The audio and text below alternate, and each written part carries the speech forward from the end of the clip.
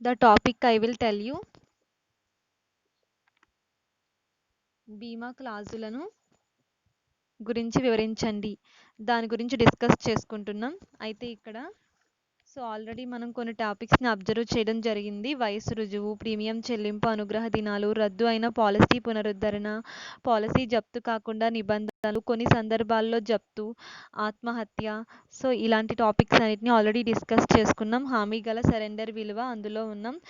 ఇక్కడ ఏంటంటే పాలసీ ఎప్పుడైతే రద్దు అవుతుందో ఆ రద్దు అవ్వడానికి ముందు పాలసీదారుడు బీమా కంపెనీకి కనీసం 3 సంవత్సరాల ప్రీమియం చెల్లించబడి ఉండాలి. ఎందుకంటే అతను ఎప్పుడైనా పాలసీపై ప్రీమియం చెల్లించలేక రద్దు కోరినప్పుడు అటువంటప్పుడు ఆ పాలసీ రద్దు చేసి సొమ్ము తిరిగి చెల్లించమని సంస్థను కోరవచ్చు. అయితే దాన్నే సరెండర్ విలువ అంటారు. అలాంటి సందర్భాల్లో మొదటి సంవత్సరంలో చెల్లించిన ప్రీమియంను అలాగే సరెండర్ ఛార్జీస్ను మినహాయించి సంస్థ పాలసీదారుడికి చెల్లిస్తుంది. 3 సంవత్సరాల తర్వాత ఏ సమయంలోనైనా పాలసీ రద్దు చేసినప్పుడు చెల్లించే మొత్తం ఎంత శాతం ఉంటుందో ముందుగానే నిర్ధారిస్తారు. ఆ పాలసీ కనుక రద్దు అయితే ఆ చెల్లించే మొత్తం ఎంత శాతం ఉంటుందో ముందుగానే నిర్ధారిస్తారు. అందుకే దీన్ని హామీ గల సరెండర్ విలువ అని అంటారు. అదేవిధంగా రుణాలు. బీమా కార్పొరేషన్ జారీ చేసే కొన్ని రకాల పాలసీలకు రుణ సదుపాయం కూడా కల్పిస్తుంది. 3 సంవత్సరాల ప్రీమియం చెల్లించిన తర్వాత ఆ పాలసీపై లోన్ తీసుకునే అవకాశం ఫెసిలిటీ ఇస్తుంది. అయితే ఇక్కడ వడ్డీ అనేది సాధారణంగా వడ్డీ రేటు చాలా తక్కువగా ఉంటుంది. అంటే పాలసీదారుడు చెల్లించిన ప్రీమియం మొత్తంలో 90% రుణాన్ని పొందవచ్చు. అయితే హక్కుల మార్పిడి నెక్స్ట్ టాపిక్. బీమా పాలసీపై గల హక్కులను ఇతరులకు బదిలీ చేసినప్పుడు హక్కుల మార్పిడి అని. ఆ వ్యక్తికి కానీ లేదా ఏజెంట్కి కానీ పాలసీ పత్రం పైన సంతకంతో కూడిన ఎండార్స్మెంట్ రాయాలి. ఎవరైతే హక్కులను మార్పిడి చేస్తున్నారో పాలసీపై ఆ వ్యక్తి అలాగే ఏజెంటు కూడా వారి సంతకంతో కూడిన వేరే పత్రాన్ని రాయాలి. ఎండార్స్మెంట్ చేయాలి. ఆ విధంగా తన సంతకంతో పాటు సాక్షి సంతకం కూడా ఉండాలి. ఈ సమాచారం సంస్థకు అందజేయాలి. అప్పుడు సంస్థ వాటిని నమోదు చేస్తుంది. హక్కుల బదిలీ పొందిన వ్యక్తి బీమా సొమ్మును రాబట్టుకోవచ్చు. తన పేరు మీద స్వయంగా మనీ కొరకు దావా కూడా వేయొచ్చు. ఈ విధంగా బీమా పాలసీ బదిలీ చేసిన వ్యక్తి బాధ్యతలు ఏవైతే ఉంటాయో బదిలీ పొందిన వ్యక్తి అతను ఏమైనా అప్పులు కానీ లేదంటే నష్టాలు కానీ పాలసీపై పొంది ఉంటే అవన్నీ ఎవరైతే ఎండార్స్మెంట్ అటువంటి హక్కులను తీసుకుంటాడో అతను కూడా బాధ్యుడు అవుతాడు ఇక నుండి.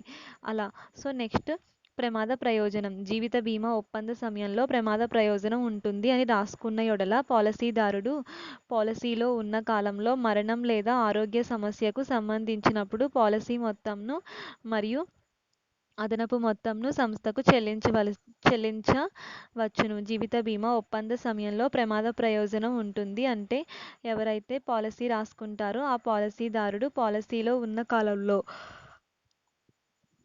అలాగే మరణం లేదా ఇతర ఆరోగ్య సమస్యలు ఏమైనా వస్తే అప్పుడు కూడా ఏదైనా కావాలంటే ప్రయోజనాన్ని పాలసీపై పాలసీదారుడు తీసుకోవచ్చు. అదేవిధంగా the next topic I will tell you జీవిత బీమా పాలసీ జీవిత బీమా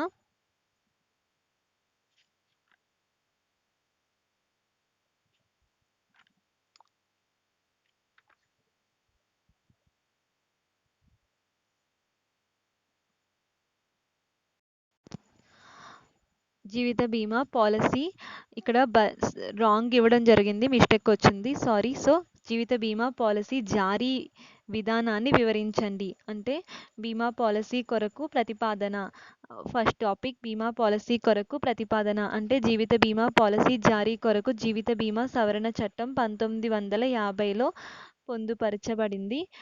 ఇక్కడ IRDA insurance regulatory and development authority of India 1999 చెప్పిన నిబంధనలు ఈ క్రింది విధంగా ఉంటాయి. ఈ రెగ్యులేషన్ అన్నీ కూడా పాలసీ జారీ విధానంలో ఫాలో అవ్వాలి. IRDA చెప్పినవన్నీ.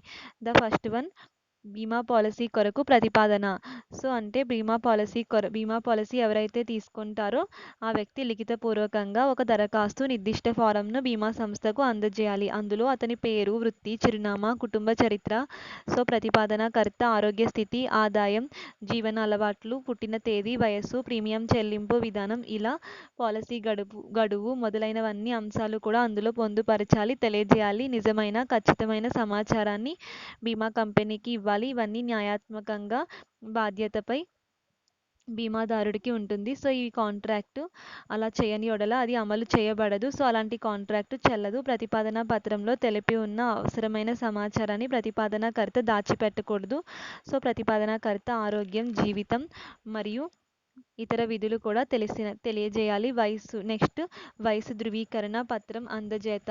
ప్రతిపాదనకర్త తన వయసు 25 సంవత్సరాలు తక్కువ మరియు 50 సంవత్సరాల కంటే ఎక్కువగా ఉన్న యెడల వయసు ధృవీకరణ పత్రాన్ని బీమా కంపెనీకి ఇవ్వాలి. ఒకవేళ అతని వయసు 20 నుండి 50 సంవత్సరాల మధ్య ఉంటే వయసు ధృవీకరణ పత్రం అందజేయవలసిన అవసరం లేదు. సో, ఈ విధంగా బీమా సొమ్ము క్లెయిమ్ చేసినప్పుడు మాత్రం తన వయసు ధృవీకరణ పత్రాన్ని కంపల్సరీ అందజేయాలి. సో, అదేవిధంగా వైద్య పరీక్ష పొందుట.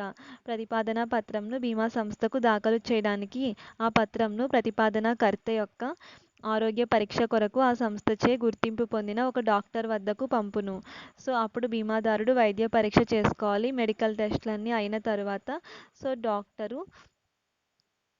డాక్టరు వద్ద సో, అన్ని చెకప్స్ అయిన తర్వాత వైద్య పరీక్ష జరిపాక ఒక రిపోర్ట్ ఇస్తాడు. సో, ఆ రిపోర్టు బీమా సంస్థకు పంపుతారు. ఈ విధంగా పాలసీ జారీ చేసినప్పుడు వైద్య పరీక్ష రిపోర్టులు కూడా అవసరం. ఏజెంట్ నుండి రహస్య నివేదిక. Next one. సో, అధీకృత వైద్యుని రిపోర్టు పొందిన తరువాత ఏజెంట్ ప్రతిపాదనకర్త గురించి రహస్య నివేదికను నిర్దిష్ట పద్ధతిలో సంస్థకు అందజేయాలి.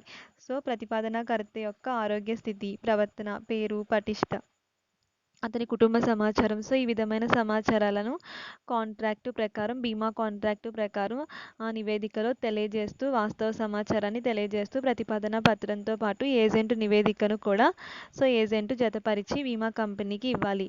ప్రతిపాదన స్వీకృతి. Next one.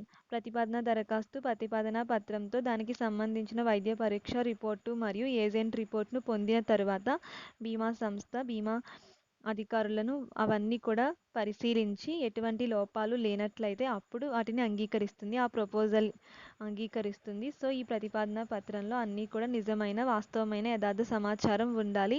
సో, ఎలాంటి మోసభయం ఉండకూడదు. ఆ పాలసీ యొక్క నష్ట భయం, అది ఏ తరహాకు చెందినది, ప్రీమియం రేటు ఎంత, ఆ పాలసీకి కొంత తగిన అంశాలు. సో, ఇవన్నీ కూడా బీమా సంస్థే నిర్ధారిస్తుంది. బీమా సంస్థపై అంశాల్లో సంతృప్తి చెందితేనే ఆ పాలసీదారుడు ఓకే అంటేనే అప్పుడు పాలసీ అమల్లోకి వస్తుంది. సో, స్వీకృతి పత్రాన్ని ప్రతిపాదనకర్తకు పంపుతూ మిగిలిన లాభాలు కూడా పూర్తి చేయమని అడుగుతుంది. మొదటి ప్రీమియం చెల్లింపు.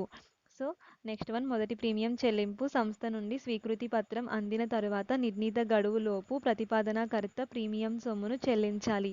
స్వీకృతి పత్రం వచ్చిన తర్వాత సో, ఏదైతే నిర్ణీత గడువు ఉందో ఆ ప్రతిపాదనకర్త ప్రీమియంను సొమ్ము కూడా చెల్లించాలి.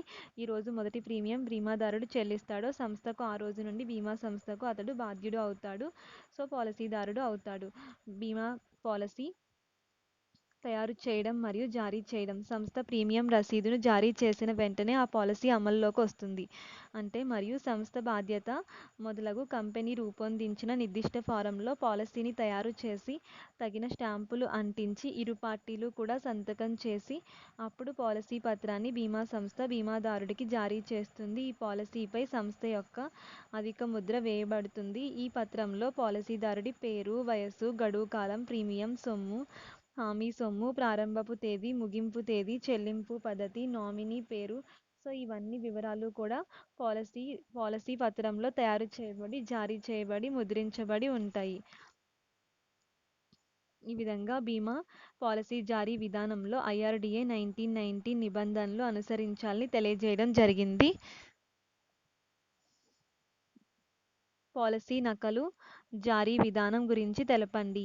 బీమా పాలసీ పోగొట్టుకోవడం జరిగితే పాలసీదారు నుండి తెలుసుకుని నిర్ధారణ చేసుకోవాలి. అంటే పాలసీ నకలు జారీ విధానం గురించి తెలియజేయండి. సో, బీమా సంస్థ పాలసీ జారీ చేసిన తర్వాత దాన్ని భద్రంగా పాలసీదారుడు ఉంచుకోవాలి ఆ నకలును. సో, కొన్ని సంఘటనల వలన అతని ఒరిజినల్ పాలసీ పోగొట్టుకోవచ్చు. అంటే ఎలాంటి సందర్భాల్లో అంటే ఏదైనా ప్రయాణం చేస్తున్నప్పుడు కానీ, ఇల్లు మారుతున్నప్పుడు కానీ, సో, అగ్ని ప్రమాదం జరిగితే లేదా చెద పట్టడం వల్ల, దొంగతనం వల్ల సో, బీమా పాలసీ పత్రంను పాలసీదారుడు పోగొట్టుకుంటాడు. అటువంటప్పుడు ఈ యొక్క పాలసీకి సంబంధించి బీమా సంస్థ గడువు పూర్తయిపోయిన తర్వాత సొమ్ము చెల్లింపమని పాలసీదారుడు కంపెనీకి వెళ్తే అప్పుడు బీమా కంపెనీ తిరస్కరిస్తుంది. ఎందుకంటే పాలసీ పత్రం లేకుండా ఇవ్వదు. సో, అటువంటప్పుడు బీమాదారుడు నష్టపూర్తి హామీ పత్రాన్ని సమర్పించగానే సంస్థ సొమ్ము మొత్తం చెల్లించాలి. అందుకు గాను అతను నష్టపూర్తి హామీ పత్రాన్ని ఇస్తాడు. సో అంటే ఒకవేళ పాలసీ గడువు తేదీ పూర్తి కాకుండా అందులోనే ఉంటూ బీమా పాలసీ నకలు అడగవచ్చు. ఒకవేళ అతని గడువు తేదీ పూర్తి కాకపోతే ఇంకో నకలు ఇమ్మనొచ్చు. లేదు పూర్తయిపోతే అప్పుడు నష్టపూర్తి హామీ పత్రాన్ని ఇవ్వాలి. ఈ నకలు పత్రం ద్వారా బ్యాంకులో ఇతర ద్రవ్య సహాయ సంస్థల నుండి కూడా లోన్ పొందొచ్చు. అదేవిధంగా ఈ పాలసీ నకల ద్వారా లోన్ కూడా తీసుకునే ఫెసిలిటీ ఉంది. అదేవిధంగా బీమా సంస్థలోనే కాకుండా బయట బ్యాంకుల్లో కూడా బీమా సంస్థ నుండి పాలసీ రుణాలు కూడా పొందొచ్చు. సో మొత్తం మీద పాలసీ నకలు అనేది చాలా ఇంపార్టెంట్ పాలసీదారుడికి. ఇవన్నీ చూస్తే ఇక్కడ మనకి కొన్ని రెగ్యులేషన్స్ నియమ నిబంధనలు అనేవి పాలసీపై ఇవ్వడం జరిగింది. సో ఫస్ట్ వన్, బీమా పాలసీ పోగొట్టుకోవడం జరిగితే పాలసీదారుడి నుండి తెలుసుకుని నిర్ధారణ చేసుకోవాలి. సో అదేవిధంగా బీమా పాలసీ పోయినట్లుగా బీమా సంస్థ వార్తాపత్రికలో కూడా ప్రకటించాలి. బీమా సంస్థ బీమాదారుడు మరియు ఒక హామీ దాని సంతకంతో కూడిన ఒక పత్రాన్ని పొందాలి. దీన్నే నష్టపూర్తి హామీ పత్రం అంటారు. సో అదేవిధంగా పాలసీ పత్రమును వార్షికంగా కాలిపోయినా, చిరిగిపోయినా లేదా నష్టం జరిగిన మిగిలిన భాగాలను కూడా అతను పరీక్ష కొరకు దాఖలు చేయాలి. పాలసీ దొంగిలించబడిన సందర్భాల్లో బీమాదారుడు పోలీస్ స్టేషన్లో రిపోర్టు చేసిన సమాచారాన్ని బీమా సంస్థ పరిశీలించాలి. బీమాదారుడు పాలసీలపై రుణాన్ని కోరినప్పుడు ఆ పాలసీపై ఎటువంటి తనిఖీ లేదా బీమా నిర్ధారించుకోవాలి.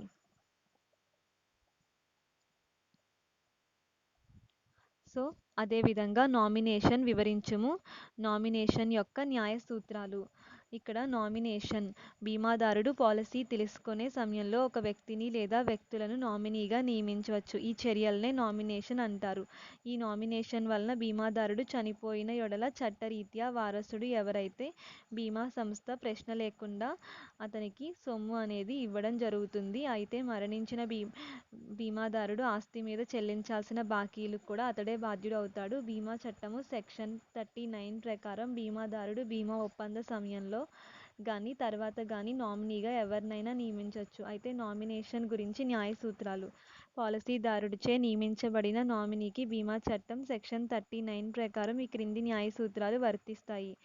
బీమా పాలసీదారుడు తనకు మరణం సంభవించిన యెడల పాలసీ మీద రావలసిన మొత్తాన్ని, సొమ్మును పొందినట్లుగా ఒక వ్యక్తిని నియమించవచ్చు. సో అదేవిధంగా నామినీ మైనరు అయిన సందర్భంలో తను మరణించే సమయానికి నామినీ ఇంకొక మైనరు అయిన సందర్భంలో పాలసీ సొమ్ము స్వీకరించడానికి పాలసీదారుడు ముందుగానే ఏ వ్యక్తి అయినా నిర్ణీత పద్ధతిలో నియమించవచ్చును.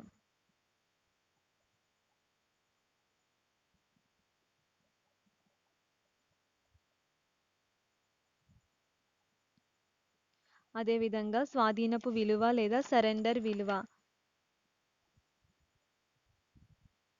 అంటే ఇక్కడ ఏంటంటే స్వాధీనపు విలువ, సరెండర్ విలువ. సో స్వాధీనపు విలువ once again repeated once. So nomination అంటే ఎవరైతే నామినీగా ఉంటారో బీమాదారుడికి అతన్నే నామినేషన్ చేయడం జరిగింది అనుకున్నాం. ఒకవేళ పాలసీదారుడు మరణిస్తే సొమ్ము నామినీ తీసుకుంటాడు. ఏదైనా బాకీ ఉంటే అతడే బాధ్యుడు. సో మైనర్ అయితే గనక నామినీ, అప్పుడు నామినీ ఇంకో మైనర్ను బీమాదారుడు నియమించవచ్చు. సో లేదు ఆ మైనరు అయిన సందర్భాల్లో పాలసీ సొమ్ము స్వీకరించడానికి ముందుగానే ఏ వ్యక్తి అయినా నిర్ణీత పద్ధతిలో సో ఇంకొక నామినీని కూడా నియమించే అవకాశం ఉంటుంది. అదేవిధంగా బీమాదారుడు పాలసీ మీద హక్కులు బదిలీ ఎండార్స్మెంట్ చేస్తూ నామినీ పేరును మార్చవచ్చు. అలాగే నామినీ పేరు రద్దు లేదా మార్పు సమాచారాన్ని లిఖితపూర్వకంగా కంపెనీకి తెలియజేయాలి. బీమా సంస్థ నామినీ పేరు నమోదు, రద్దు, మార్పు చేసినట్లయితే లిఖితపూర్వకంగా కంపెనీకి తెలియజేయాలి. అదేవిధంగా దానికి ఎలాంటి రుసుము అనేది కూడా ఉండదు. సో ఈ విధంగా కంపెనీకి తెలియజేయాలి. అవసరమైతే రుసుము కూడా వసూలు చేయవచ్చు. పాలసీ మీద రుణం పొంది బీమా సంస్థకు ఆ పాలసీని అసైన్ చేసినప్పుడు లిఖితపూర్వకంగా సొమ్ము తిరిగి చెల్లించే వరకు నామినీ హక్కులను అమలు చేయలేదు. అంటే సంస్థ పైన ఏదైనా రుణం పొందితే కనుక తిరిగి చెల్లించే వరకు సో నామినీకి హక్కులు బదిలీ చేయదు. అయితే సొమ్ము చెల్లింపు పూర్తి కాగానే నామినీకి హక్కులు వస్తాయి. పాలసీ గడువు పూర్తి కాకుండానే నామినీ మరణించినప్పుడు, పాలసీ గడువు పూర్తయినప్పుడు, పాలసీదారుడు సొమ్ము చెల్లించినప్పుడు ఒకవేళ పాలసీదారుడు చనిపోయిన యెడల అతని న్యాయపరమైన పరిధి లేదా వారసత్వపు అధికార ధృవీకరణ పత్రం తెలిపిన వ్యక్తి పాలసీకి మాత్రమే ఈ యొక్క నామినీ కింద సొమ్ము అనేది చెల్లించడం జరుగుతుంది. అంటే నామినీ గనక పాలసీ గడువు పూర్తి కాకుండా మరణిస్తే అప్పుడు గడువు పూర్తయినప్పుడు పాలసీదారుడు సొమ్ము చెల్లించబడును. అయితే పాలసీదారుడికి ఇచ్చేస్తుంది.